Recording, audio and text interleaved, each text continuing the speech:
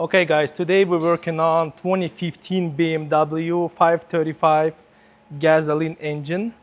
So the issue was click no start. So first thing, I have replaced battery. The battery is good. And then I have replaced this thing. So forums told me that I have to replace this pyrofuse in order if it was like damaged. So this car was damaged. That's why I decided to buy this part. So I bought it, I put it on, still click no start. And then I took my multimeter and started to check. So here's the starter location right here. So we opened this and then we tried to jump a starter, and starter is good, starter works. So we never took it off.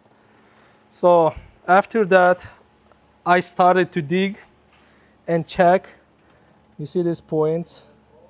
So there was no voltage. The only way I can start the car was if I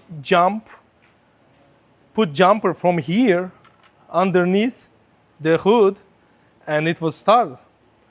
If I have no jumper here, it wouldn't start. So let me show you what I found, guys. I think this will be helpful to you.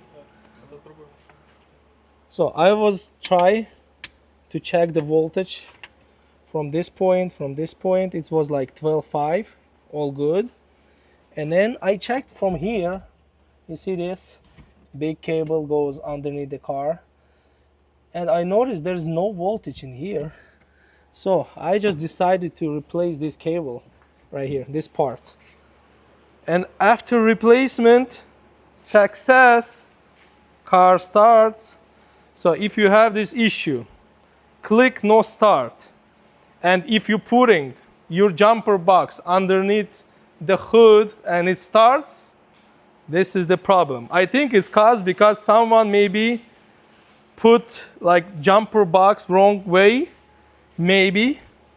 That's what I think. But the problem was solved. Thank you for watching. If you found this video helpful, comment, subscribe, and like. Bye, and see you in the next video.